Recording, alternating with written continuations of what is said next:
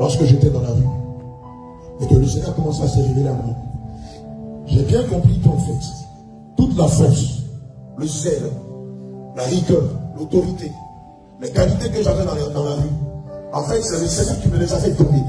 Mais le diable avait tenté de les détourner, au fait de faire de moi un voyou, un petit, un menteur, un leader dans le mal.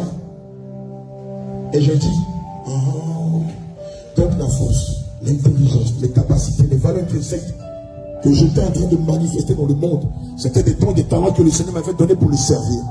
La grande force, le zèle, l'intelligence, toutes les capacités que le Seigneur m'avait données et que le diable avait converti, je vais les réutiliser, je vais les reconvertir pour servir l'Éternel.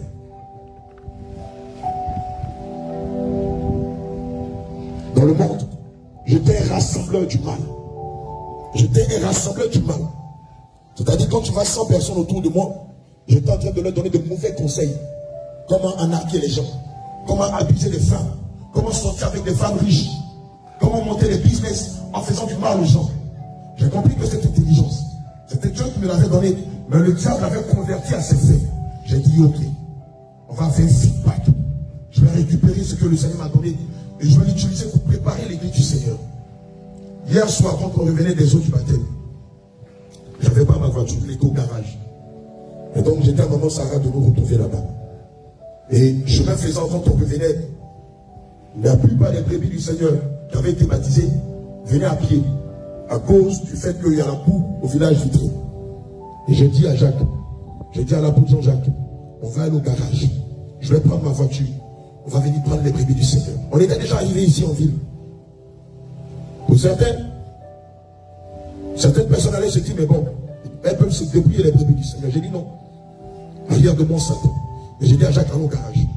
J'ai pris ma voiture, quoi qu'elle n'était pas finie.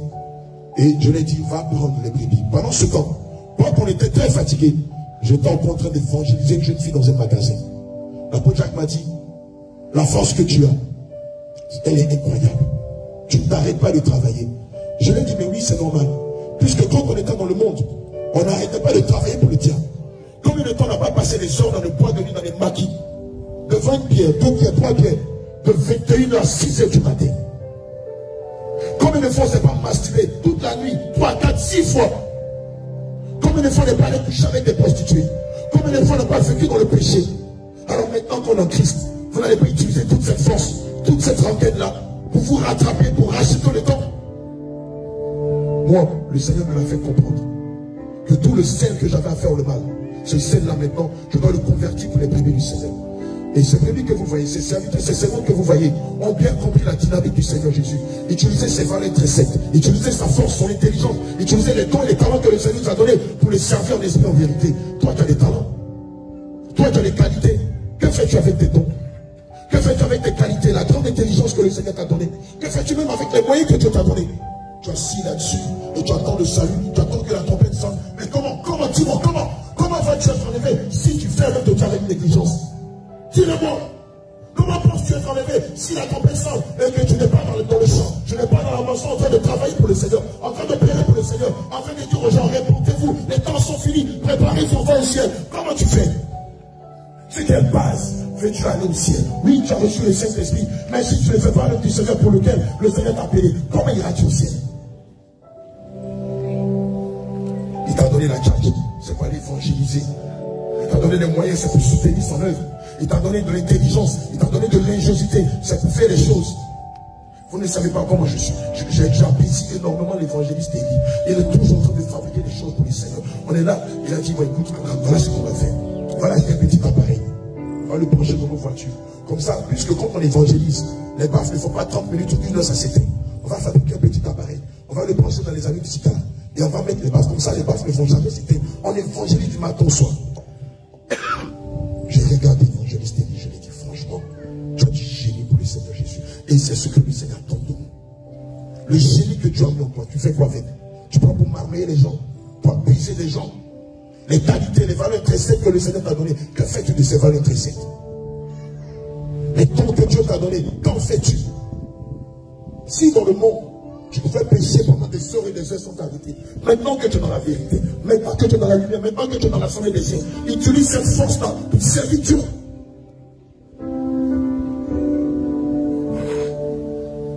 Je l'ai dit une fois.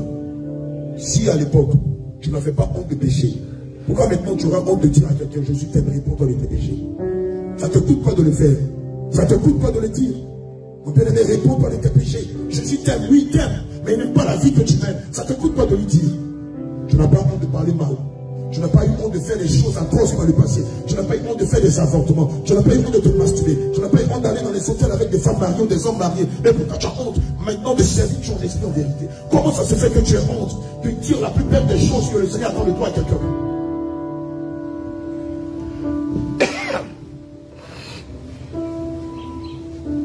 Je veux te rappeler que la sainte doctrine, ce n'est pas un effet de mode. Je veux te rappeler, mon bien-aimé, que la sainte doctrine, ce n'est pas un effet de mode. Le dépouillement, ce n'est pas un effet de mode. La vie de sainteté, ce n'est pas un effet de mode. Suivre Christ, ce n'est pas un effet de mode. Pasteur, je suis fini. Je suis fini. Vas-y.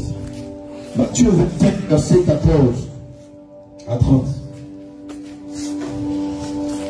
Il en sera comme d'un homme partant pour un voyage, appela ses serviteurs et leur remit ses pieds. Il donna 7 talents à l'un, 2 à l'autre, et 1 au troisième. À chacun selon sa capacité, il partit. Aussitôt celui qui avait reçu les 5 talents s'en alla, les fit valoir et il gagna 5 autres talents. De même, celui qui avait reçu les 2 talents en gagna 2 autres. Celui qui n'en avait reçu qu'un, alla faire un creux dans la terre et cacha l'argent de son maître. Longtemps après, le maître de ses serviteurs revint et leur fit rendre compte. Celui qui avait reçu les 5 talents s'approcha et en apportant 5 autres talents, et il dit, Seigneur, m'as-tu remis 5 talents? Voici, je n'ai gagné 5 autres. Son maître lui dit, c'est bien, bon et fidèle serviteur. Tu as été fidèle en peu de choses, je te confierai beaucoup. Entre dans la joie de ton maître. Celui qui avait reçu les 2 talents s'approcha aussi. Et il dit, Seigneur, tu m'as remis 2 talents. Voici, je n'ai gagné 2 autres. Son maître lui dit, c'est bien, bon et fidèle serviteur. Tu as été fidèle en peu de choses. Je te confierai beaucoup. Entre dans la joie de ton maître. Celui qui n'avait reçu qu'un talent s'approcha ensuite et il dit, Seigneur, je savais que tu es un homme dur, qui moissonne où tu n'as pas semé, et qui amasse où tu n'as pas vanné. J'ai eu peur. Je suis allé cacher ton talent dans la terre. Voici, prends ce qui est à toi. Son maître lui répondit, serviteur méchant et paresseux, tu savais que je moissonne où je n'ai pas semé et que j'amasse où je n'ai pas vanné. Il te fallait donc remettre mon argent au banquier et à mon retour, j'aurais retiré ce qui est à moi avec un intérêt. Ôtez-lui donc le talent et donnez-le à celui qui a les 10 talents. Ôtez-lui donc le talent et donnez le talent à celui qui a les 10 talents. Car on donnera à celui qui a, et il fera dans l'abondance. Mais à celui qui n'a pas, on notera même ce qu'il a. Et le serviteur inutile, jetez-le dans les ténèbres du dehors. Et le serviteur où il y aura des pleurs et des craintements de Dieu. Et le serviteur comment? Inutile. Et le serviteur comment? Inutile. Gloire à Jésus. Quand j'étais dans le monde, j'avais l'ingéniosité, ce génie rempli de ruses et de malice de faire du mal aux gens. J'avais une bande. Et c'est moi qui coordonnais les stratégies pour aller narguer les enfants de riches. Je le dis à ma propre honte. Mais j'avais tellement de génie que mes amis me demandaient, mais comment toi tu fais pour monter les coups pour qu'on aille escroquer les gens? Je leur disais, je ne sais pas, ça vient comme ça. Évidemment, quand le Seigneur m'a appelé à lui, il m'a rappelé que ce talent, ce don, ce génie, c'est lui qui me l'avait donné. Mais le diable l'avait détourné. Quand on a mission, papa et lui, on a question avec moi. On s'assoit. Et puis on dit, bon, qu'est-ce qu'on va faire pour gagner des âmes dans tel village, dans telle salle, dans telle ville? Et puis j'ai dit, bon, on va faire comme ça. On fait ceci. J'ai dit, bon, d'accord. Comme les gens sont le plus souvent marqués par ce qu'ils voient, on ne va pas simplement venir avec des Bibles. On va acheter un vidéoprojecteur. Et quand on va l'évangéliser, on va faire vivre les témoignages du ciel et de l'enfer. afin que les gens soient touchés. Mais qu'est-ce qu'on fait? On dit, bon, quand on arrive dans un village, dans une ville, on va toucher les communautés. Mais avant de rencontrer les communautés, on va d'abord aller rencontrer les autorités. Ça peut être le maire, le préfet, ça peut être le commandant de brigade, le commissaire principal. On fait les communautés, on va leur adresser cela. On n'est pas allé à l'école pour cela. C'est le Seigneur qui nous a donné cette intelligence. Et après, on va dans les communautés. On peut choisir la communauté des Burkinabés, des Sénégalais, des Maliens. On évangélise le matin dans le quartier. Et puis le soir, on vient avec toute notre armada. Ce qu'on a dit le matin, on le fait voir en vidéo. Je vous assure, mais les âmes sont gagnées de façon incroyable. Les âmes sont gagnées de façon incroyable parce que c'est authentique, c'est vivant. Et la puissance de Dieu qui se manifeste au travers de nous est incroyable. Mais cette intelligence, vous imaginez si je l'avais gardée pour moi seul. Est-ce que vous vous serez ici aujourd'hui? L'ingéniosité que le Seigneur a donnée à Papa Élie, s'il avait gardé pour lui seul, est-ce que vous serez ici aujourd'hui? Les valeurs très simples que le Seigneur a donné à maman Christiane, si elle avait gardé pour elle seule, vous serez ici aujourd'hui. Et vous êtes aussi remplis que nous d'intelligence, de génie, de talent. Mais vous êtes assis là-dessus. Nous, tous les jours, quand on se rassemble après les prières, on monte des stratégies. Je disais la dernière fois à l'évangéliste Élie, mon comptable et un de mes responsables était venu ici le mercredi me saluer, comme ça faisait des mois qu'on ne s'était pas vu. Et mon comptable m'a dit, boss, quand je te vois aujourd'hui, je suis sidéré. Je lui ai dit pourquoi.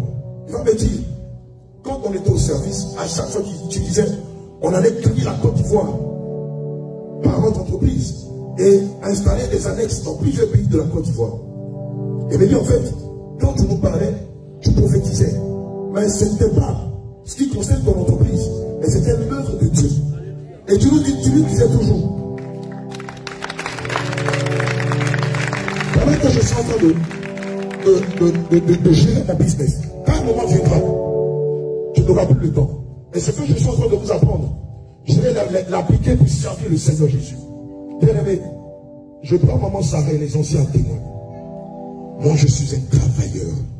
Moi, je suis un bosseur. Je suis malade du Seigneur Jésus. Et je travaille pour lui 24 heures sur 24.